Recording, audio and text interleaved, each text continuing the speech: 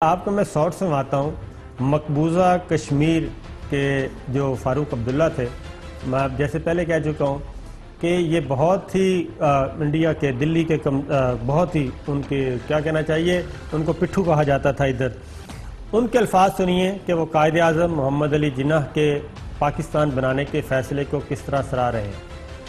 پر ایک بات سچ ہے کہ جب جواہر لال جی اور یہ سب تھے، مہاتما گاندھی نے آفر کیا تھا جناح صاحب کو، قائد اعظم کو، کہ وہ یہاں کے وزیر اعظم بنے، مگر قائد اعظم نے اس وقت سب کے سامنے یہ کہا آج تو آپ مجھے وزیر اعظم بنائیں گے مگر کل کیونکہ آپ کی میجورٹی ہے آپ مجھے کبھی بھی گرا سکتے ہیں، اس لیے مجھے بہتر ہے کہ موت ایٹن پاکستان میرے لیے بہتر ہے بنسبت کہ اس ملک کا وزیر اعظم بننا جہاں پہ کوئی اعتبار نہیں ہے، اور آج وہ ثابت ہو رہا ہے. بھٹی صاحب، یہ میرا خیال ہے ایک تاریخ کو ریکارڈ پہ لے کے آ رہے ہیں، اور فاروق عبداللہ جیسا لیڈر جو کہ 70 سال کی ایفیلیشن ہے اس کی دلی کے ساتھ، انڈین گورنمنٹ کے ساتھ، اور مقبوضہ کشمیر میں جو کچھ ہوا اب تک وہ 2-3 خاندانی ہیں، ایک فاروق عبداللہ ہیں، ایک محبوبہ مفتی ہیں، انہوں نے سپورٹ کیا. اور یہ تاریخی الفاظ میں چاہتا ہوں دوبارہ سن لیں بھٹی صاحب، اس کے بعد آپ بتائیں کہ یہ کیا ہو رہا ہے اور حالات کس طرف جا رہے ہیں جس کا آپ نے اشارہ کیا. دوبارہ سنائیے جی فاروق عبداللہ صاحب کے تاریخ ساز الفاظ. پر ایک بات سچ ہے کہ جب جواہر لال جی اور یہ سب تھے، مہاتما گاندھی نے آفر کیا تھا جناح صاحب کو، قائد اعظم کو، کہ وہ یہاں کے وزیر اعظم بنے، مگر قائد اعظم نے اس وقت سب کے سامنے یہ کہا آج تو آپ مجھے وزیر اعظم بنائیں گے مگر کل کیونکہ آپ کی میجورٹی ہے آپ مجھے کبھی بھی گرا سکتے ہیں، اس لیے مجھے بہتر ہے کہ موت ایٹن پاکستان میرے لیے بہتر ہے بنسبت کہ اس ملک کا وزیر اعظم بننا جہاں پہ کوئی اعتبار نہیں ہے، اور آج وہ ثابت ہو رہا ہے. بھٹی صاحب، آج یہ ثابت ہو گیا 70 سال بعد کہ قائد اعظم محمد علی جناح بالکل صحیح تھے، جنہوں نے ہندو رہنماؤں پہ اعتبار نہیں کیا اور پاکستان کی تقسیم، ہندوستان کی تقسیم اور پاکستان کے قیام سے کم پہ کوئی سودے بازی نہیں کی. دیکھیں صابر صاحب، کسی بھی ملک میں کوئی بڑا لیڈر خالی نعرے بڑھ کے مارنے سے نہیں بنتا، اپنے کردار سے بنتا ہے، مشکل حالات میں بہتر فیصلے کرنے سے بنتا ہے.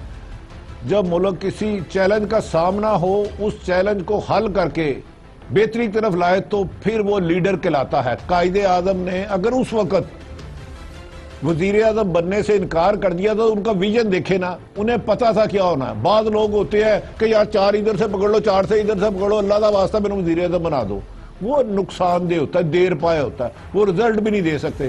پھر جب قائد اعظم نے اپنی محنت پاکستان کی قوم کی لگن سے پاکستان بنایا تو آج ادھر وہ لوگ جو ساری عمر باتیں کرتے رہے آج قائد اعظم کے ویژن کو سلام کر رہے ہیں. یہ ہوتی ہے سچ کی طاقت. یہ ہوتی ہے جب کوئی اپنی ذات کے لیے نہ لڑے، اپنی قوم کے لیے لڑے. جب مقصد بڑا ہو تو اس کے لیے قربانی بھی بڑی دینی پڑتی ہے.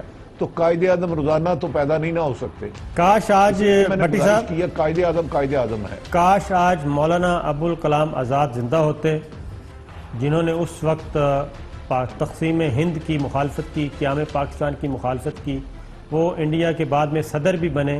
کاش آج مولانا ابوالکلام آزاد ہوتے تو آج ان کو تاریخ کے اس موڑ پہ میرا خیال ہے کہ وہ زندہ ہوتے تو ضرور رجوع کرتے اپنی اس رائے سے جو انہوں نے اختلاف کیا تھا قائد اعظم محمد علی جناح کے اس فہم و فراست سے جس کا آج اقرار کیا ہے جناب فاروق عبداللہ صاحب نے. اور میں اپنی نوجوان نسل سے یہ ضرور کہوں گا کہ وہ گوگل پہ جا کے فاروق عبداللہ کی ہسٹری دیکھیں کہ فاروق عبداللہ صاحب 70 سال تک انڈیا میں مقبوضہ کشمیر میں کس طریقے سے دلی کو سپورٹ کرتے رہے.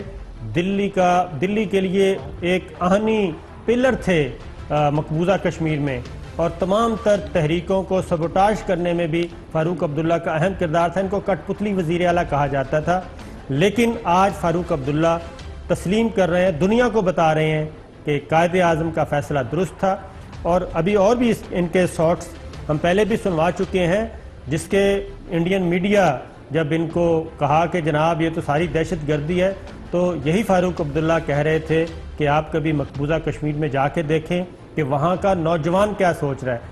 تو تحریک آزادی جو ہے نا بھٹی صاحب، مقبوضہ کشمیر کے گھر گھر تک پہنچ چکی ہے، ایک ایک فرد تک پہنچ چکی ہے اور یہ آگے بڑھے گی۔ صابر صاحب میں عرض کر رہا ہوں اب جو حالات آگے ہیں، جیسے فاروق عبداللہ صاحب کا سنایا اور آپ نے ان کی ہسٹری بھی بتا دی، انہوں نے کتنا زہر اگلا، لیکن اللہ تعالیٰ نے سچ کی روشنی کیسے دی۔ اب کشمیر کی آزادی کی کرنیں جو میں نے کہا ہے نا، اگر اس کو مزید دبایا گیا تو بھارت کی اسٹیبلشمنٹ، بھارت کی فوج جو بروت سے دبانا چاہ رہی ہے، وہ اپنے گھروں میں قید ہو کے رہ جائے گی۔ یہ چنگاری مقبوضہ کشمیر میں تک نہیں محدود رہے گی، یہ بھارت میں بھی جائے گی۔ وہاں علیحدگی پسند طریقے اتنی کہیں گی کہ بھارت کو اپنا وجود قائم رکھنا ناممکن ہو جائے گا اور کئی ٹکڑے ہو جائیں گے۔